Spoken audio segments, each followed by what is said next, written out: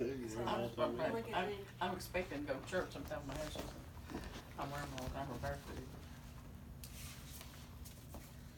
Have you ever found yourself struggling to be able to stay on track with school, work, maintain good grades, and have a social life while being a full-time college student? If this sounds like something that you've struggled with, then listen up.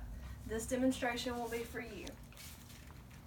In order to stay organized and effectively manage your time as a college student, you must learn to delegate your time, center your focus, and learn to navigate through stress without becoming overwhelmed.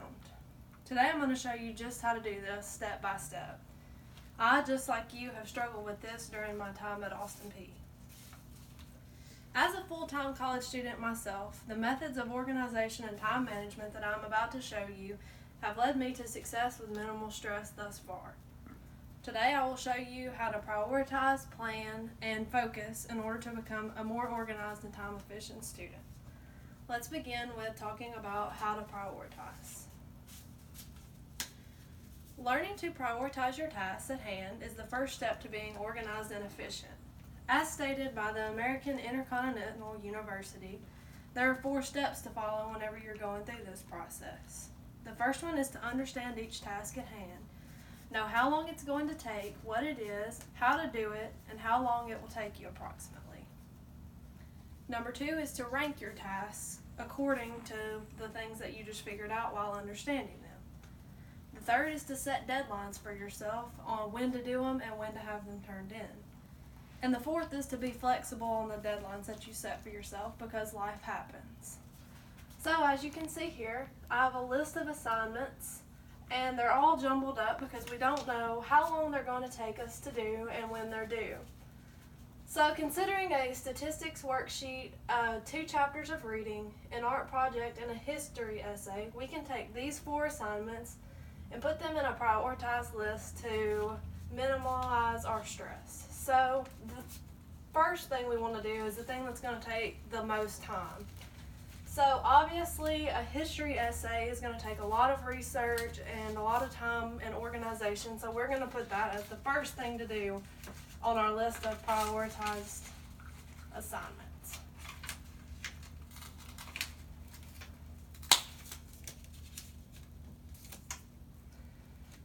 Then the second thing that will take probably the second longest amount of time will be reading 2 chapters of material, because you have to take into consideration the amount of time you're going to have to take to sit down and read, not only read the material but understand it.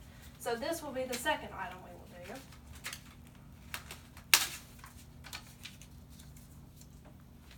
The item that will take the third longest amount of time will probably be a worksheet, because the average worksheet will have 15 to 20 problems. So we'll put that as the third item because it will take the next most amount of time.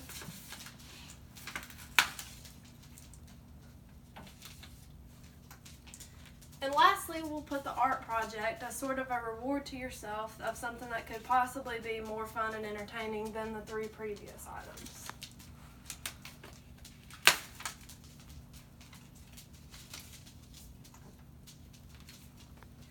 Now that you're prioritized, it's time to plan your approach on how you will complete each of these items.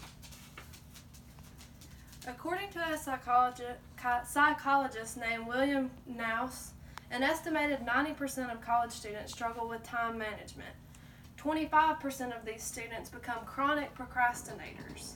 However, there are several ways to plan out your time so that you don't end up as part of this statistic during your time as a college student.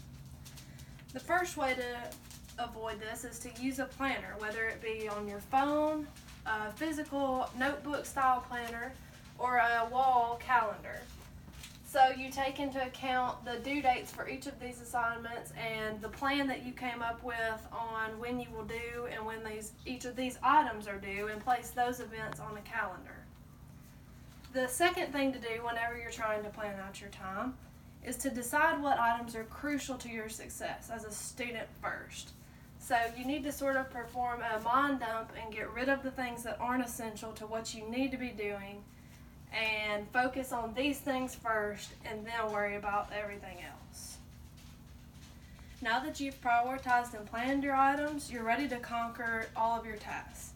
But how do you focus to get these things done? Well, let's find out. Once you've ranked all of your tasks and planned, you're ready to begin working. However, this is often the most difficult part of the entire process, but concentration is possible.